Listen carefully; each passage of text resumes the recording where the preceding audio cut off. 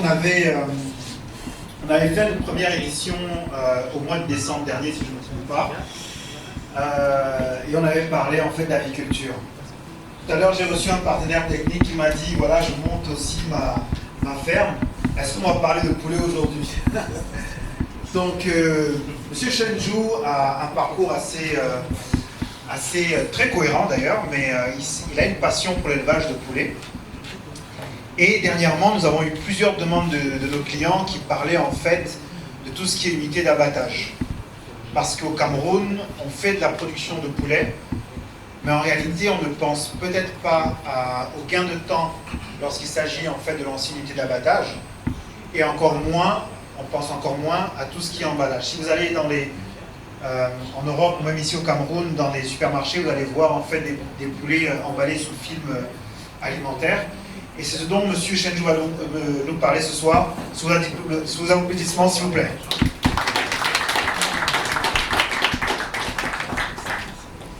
Merci beaucoup, M. Yédé. Merci beaucoup, Gabi. Sinon, eh bien, l'unité d'abattage.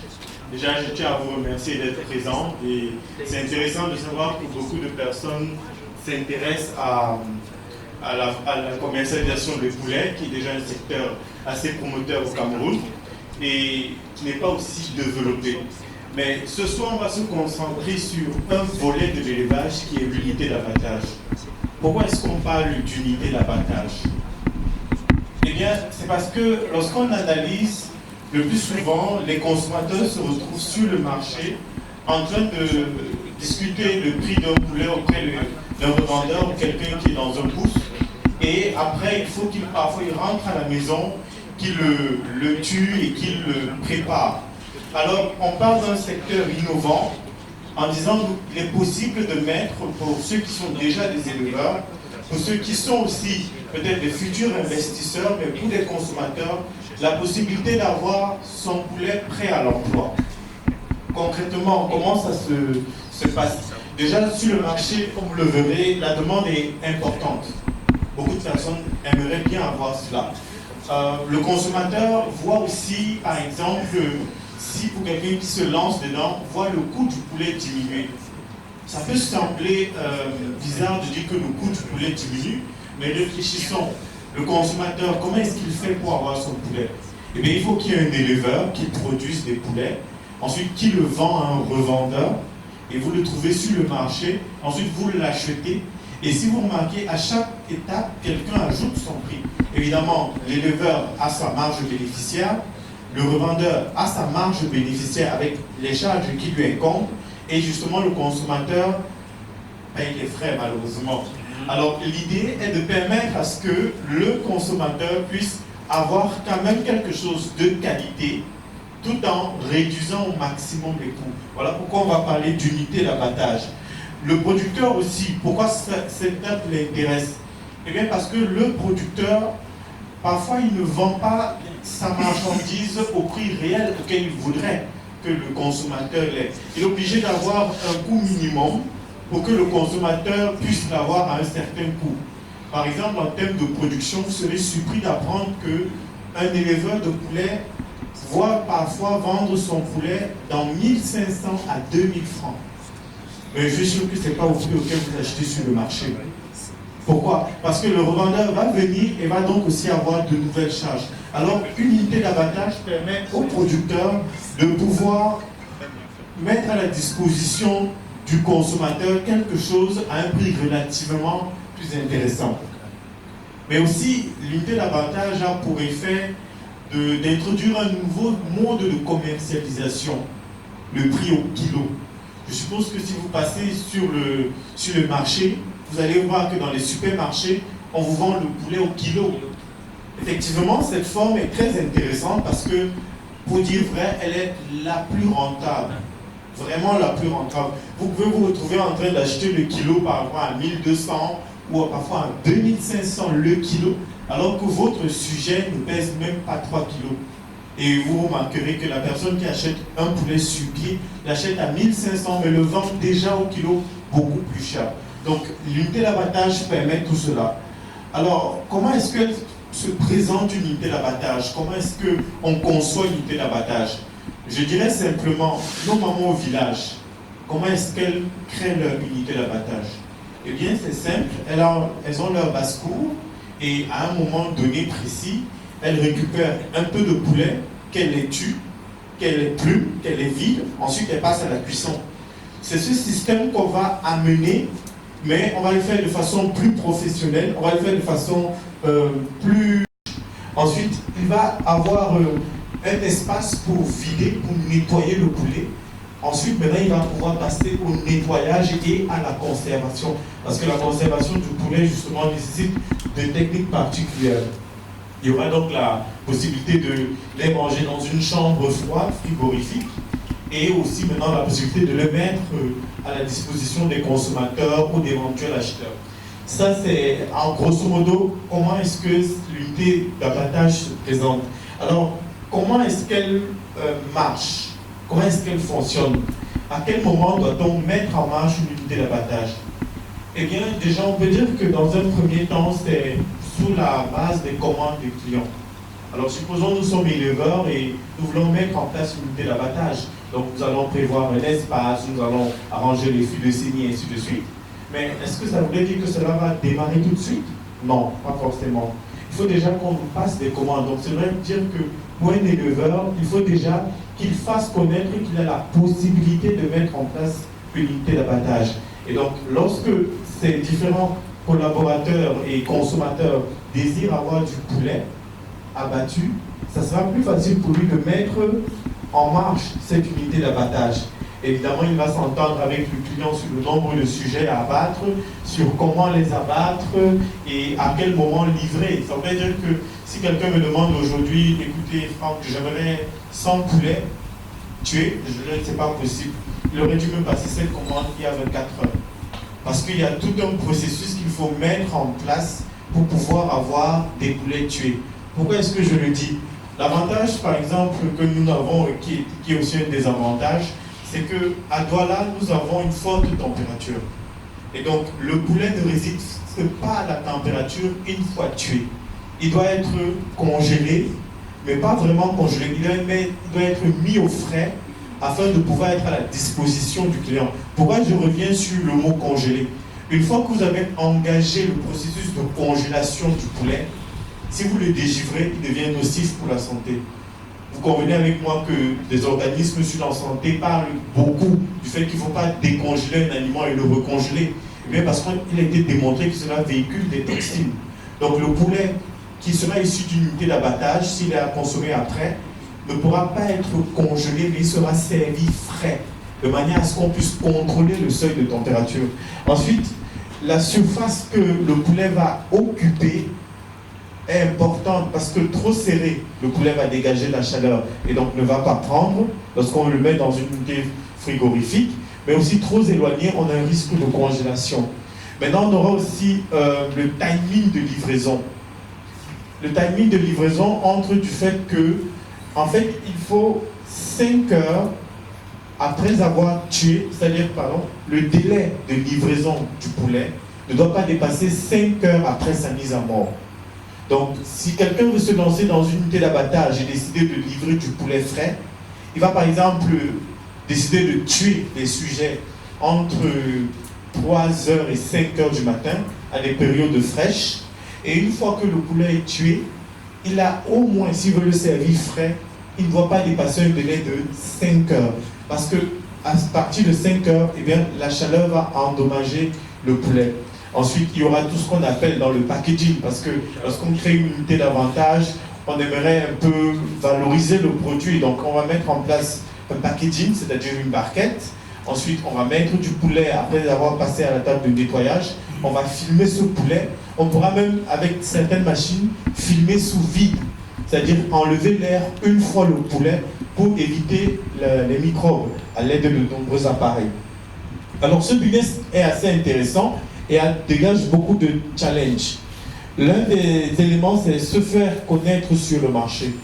Aujourd'hui, on a une demande importante de poulet, mais on a très peu de personnes capables de nous fournir.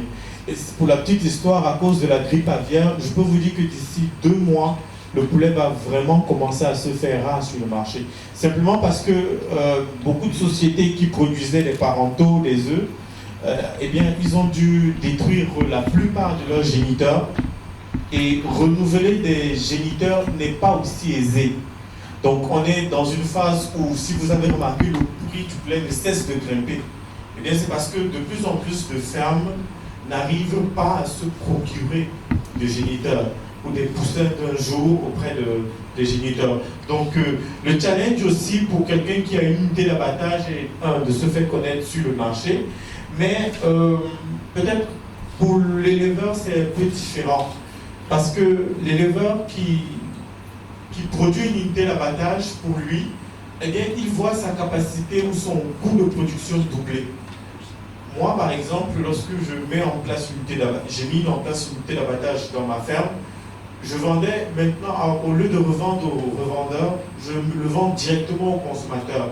Et je peux vous garantir que le prix que je donne aux consommateurs n'est pas le prix du revient du poulet issu de la ferme. Parce qu'en fait, c'est deux services. Il y a le service déjà de fournir du poulet, mais il y a aussi le service qui est lié à l'unité d'abattage. Et certes, j'ai dû construire une unité d'abattage, mais le coût de revient est assez, on va dire, est rentable sur un bon nombre d'années. Et maintenant, je peux vous dire que vendre du poulet issu d'une unité d'abattage directement au consommateur me permet parfois même de doubler, voire même de tripler mon prix. Pourquoi? Parce que je vais introduire la notion du prix au kilo, mais je peux aussi facturer au consommateur l'unité d'abattage. Évidemment, parce que prévoir une équipe qui se lève à 3 heures du matin pour pouvoir produire des poulets, le conserver et tout, ça a un coût. Mais ce coût est relativement plus intéressant que si je le revendais au revendeur. Maintenant, pour toujours, l'avantage de ce business, c'est que vous avez des opportunités telles que des hôtels, des supermarchés. Mais je peux vous dire qu'il y a un autre secteur assez intéressant qui n'est pas assez développé, c'est ce qu'on appelle du commerce offshore de poulet d'abattage. Vous voyez par exemple le port autonome de Douala, le port de Kribi, eh bien beaucoup de bateaux accostent et ils doivent repartir en mer pour de longues périodes. Alors eux aussi s'approvisionnent énormément en poulet. Que ce soit en poulet, que ce soit en poisson, en d'autres denrées. Pour le temps qu'ils doivent faire en mer, ils ont besoin d'énormément de nourriture. Et donc, c'est un système offshore qui existe, mais qui est aussi très promoteur. Eh bien, c'est vrai que dans ce business, ce n'est pas, ok, unité d'abattage, mais il faut comprendre que ce n'est pas simplement tuer le poulet et le mettre sur le marché.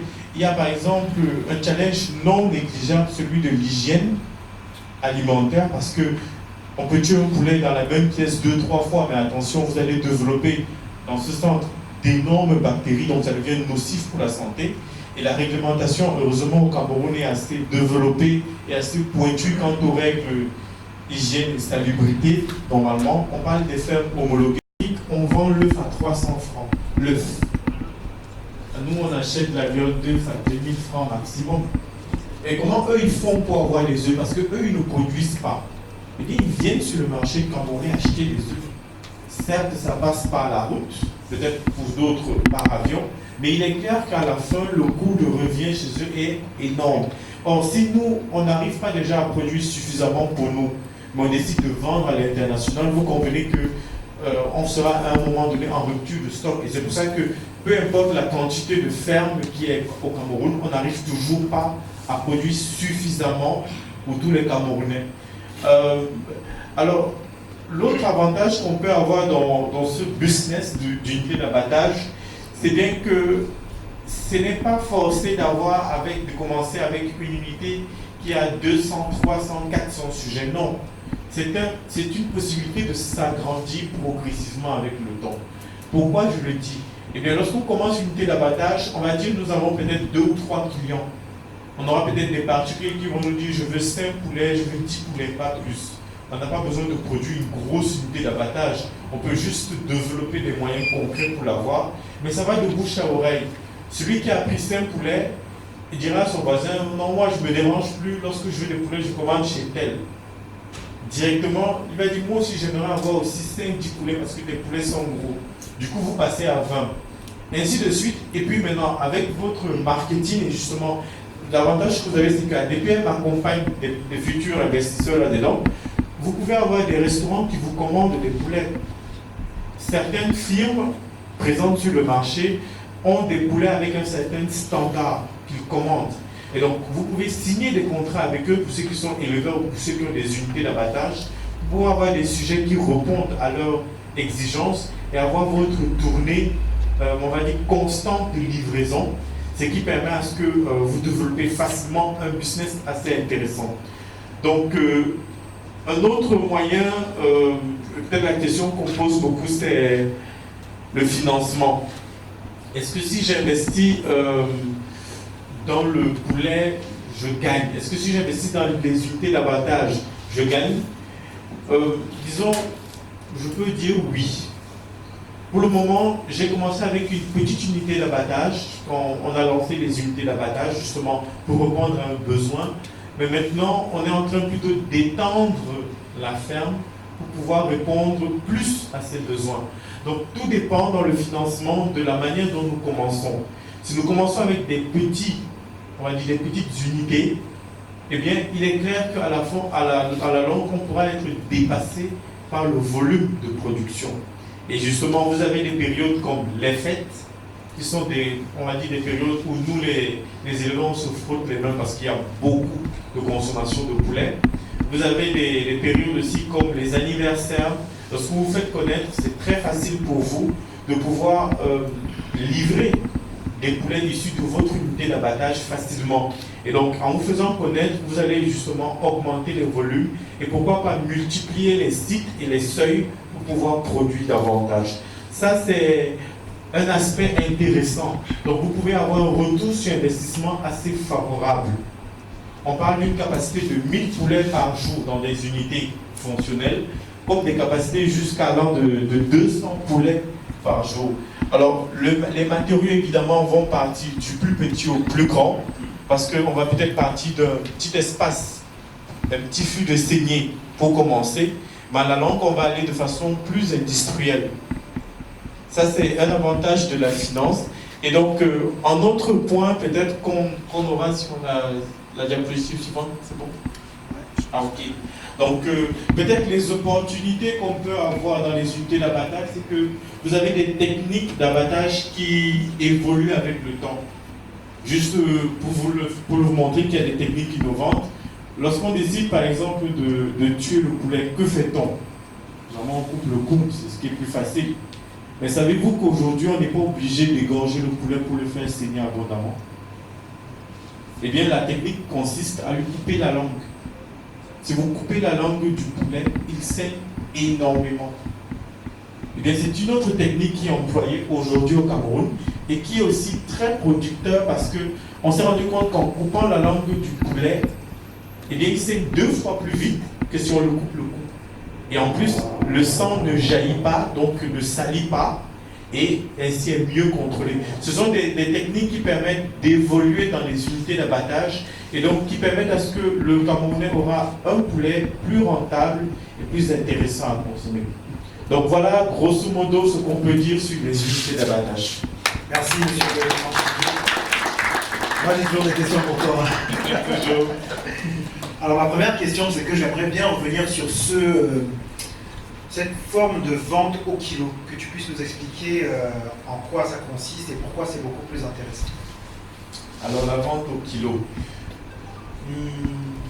Pourquoi cette forme de vente? Eh bien, pour les éleveurs, on vend le poulet à l'unité, c'est-à-dire au sujet sur pied. Donc, lorsque tu vends le sujet sur pied, ce que tu fais, c'est que tu mets juste le prix du revient avec une certaine marge de bénéfice. À cause de l'importance du marché, ta marge de bénéficiaire ne peut pas traverser 30%. Alors, lorsque tu évolues en disant « je fixe mon prix au kilo », tu gagnes. Pourquoi? Parce que, comme mes prédécesseurs l'ont déjà abordé, pour nourrir du poulet, il faut environ 3 kg d'aliments. Pour un poulet d'environ 1,5 kg. Alors, pour tout 45 jours, on sait que le poulet va consommer 3 kg d'aliments. Si on fait un bas calcul, le kilo peut lui revenir à 1200 Donc, quand tu mets maintenant sur pied la vente au kilo, eh bien, le sujet ne revient pas à ton prix de revient, premièrement. Donc, ces 3 kilos sont déjà absorbés et tu vas commencer, par exemple, à, on va dire, si tu as le kilo à 1200, le prix du kilo sera au moins à partir de 1650 minimum. Et ça, c'est le poulet, on va dire, le poulet vidé. Et donc, lorsque tu fais le calcul, tu vas te retrouver à vendre ton poulet à plus de 2000 francs parce que tu es gagnant sur ce principe-là. Mais si tu le vends sur pied, tu ne peux pas le vendre à plus de 2200 à cause de ton coût de revient. Donc, introduire la notion de kilo voudrait dire que la personne qui se lance dedans double ses gains, en fait. D'accord. Alors, une dernière question, peut-être avant de passer au public le micro. J'aimerais comprendre, en fait. On a des abattoirs pour des bœufs. Okay. Oui. Aujourd'hui, la démarche stratégique pour que ça soit rentable pour moi, j'ouvre un abattoir où je vais d'abord remplir mon carnet d'adresses au niveau des restaurants, des hôtels, et après j'ouvre mon abattoir. Enfin, comment ça se passe? Qu'est-ce que tu me recommandes à ce niveau-là? Alors, quelques minutes de réflexion. Je recommanderais d'ouvrir ton abattoir directement. D'accord. Pourquoi? Le consommateur va fréquemment sur le marché pour s'approvisionner. Donc, si tu as déjà un endroit stratégique, une place, si tu exposes les produits issus de ton unité d'abattage, tu es gagnant. Parce que moi qui vais au marché, si on remarque bien, la vente des poulets ne se fait pas en début de marché, tandis que ton espèce peut se faire à l'entrée d'un marché. Alors il faut parfois traverser tout un rayon avant d'avoir affaire à l'espace poulet qui parfois ont des odeurs, parfois pas bien entretenues. Et maintenant, quand tu te dis, je vais acheter ce poulet-là, ensuite il faut que je le fasse tuer au marché, tu ne sais pas quelles sont les conditions d'hygiène. Et parfois, ça pose réticence en disant, non, je préfère le faire à la maison, c'est plus sûr pour moi. Or, si moi, maintenant, je suis un consommateur lambda, et avant d'entrer au marché, tiens, on me vend déjà du poulet prêt à l'emploi issu d'unité d'abattage, je n'ai qu'à faire le peu de courses, et je viens, je m'assois, je choisis tranquillement en fonction de la grosseur, en fonction de la taille de ma famille et en fonction de l'événement que je veux, des poulets que j'achèterais facilement et que je pourrais directement amener parce que forcément si tu ouvres une unité d'abattage, c'est que tu respectes les normes de santé. Et donc évidemment pour quelqu'un qui a cette unité d'abattage en bordure de route, forcément il paye la taxe phytosanitaire, donc l'État fait quand même des contrôles. Et donc moi le consommateur qui arrive là, je suis sûr que je prends quelque chose de qualité et c'est plus intéressant pour moi. Ok, merci. Des questions, s'il vous plaît? Merci, je vous remercie pour votre exposé. Je voudrais bien comprendre le temps imparti entre l'abattage, la livraison ou la consommation. Vous avez parlé de 5 heures de temps. Alors, les 5 heures de temps que j'ai donné, c'est le temps qui est entre l'abattage et la livraison. On va dire la conservation. Lorsque je tue un poulet, je peux le garder 1 heure, 2 heures, 3 heures, 4 heures, 5 heures. C'est durant ce laps de temps maximum que moi, qui est par exemple éleveur ou qui est unité d'abattage, je peux l'amener à un client. Mon poulet, mon sujet à ce moment-là est tout à fait viable et ne présente aucun risque pour la santé. Maintenant, si moi, le consommateur, je reçois un poulet, peut-être que j'ai dû le faire, ensuite j'ai eu les embouteillages, j'ai mis un temps de 4 heures, je reçois les poulets, là, je dois procéder immédiatement à la conservation. Mais je ne vais pas dire, bon, je suis fatigué, bon, je vais faire ça demain. Non, parce que là, le poulet n'est plus du tout viable. Elle n'est plus viable, mais pas viable, mais consommable sans risque pour l'humain. Donc ces 5 heures, c'est le délai maximum à accorder pour que le poulet puisse entrer en conservation. Si vous le livrez à quelqu'un et qu'à ce moment-là, il le prend et qu'il le met dans son réfrigérateur ou son congélateur, il n'y a pas de souci. Mais s'il faut qu'il garde encore du temps avant de le conserver, là, il y a un problème pour la santé.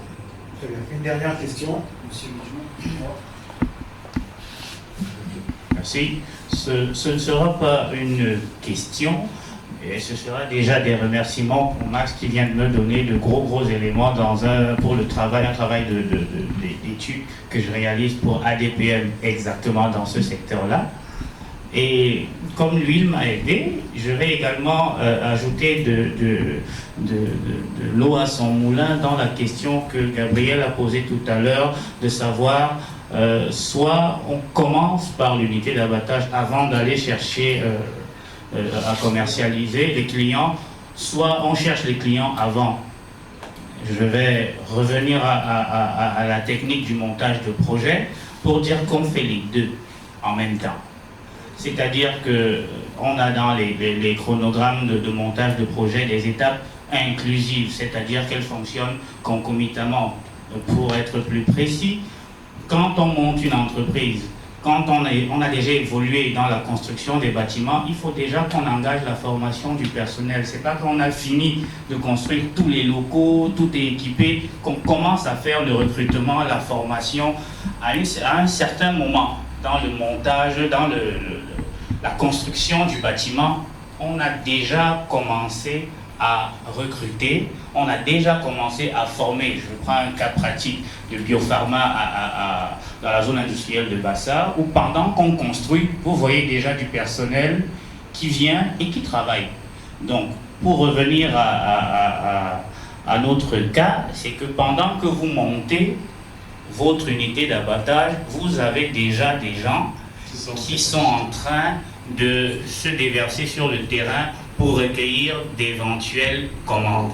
Et comme ça, vous gagnez en ceci que vous faites un retour sur investissement beaucoup plus rapide, parce qu'une fois que le montage de votre unité d'abattage est terminé, il commence directement à fonctionner pour fournir. Comme ça, vous gagnez en temps dans le retour sur votre investissement. Vous commencez à vendre beaucoup plus vite, donc vous commencez à compter l'argent beaucoup plus vite. Effectivement. On vous remercie sous vos applaudissements.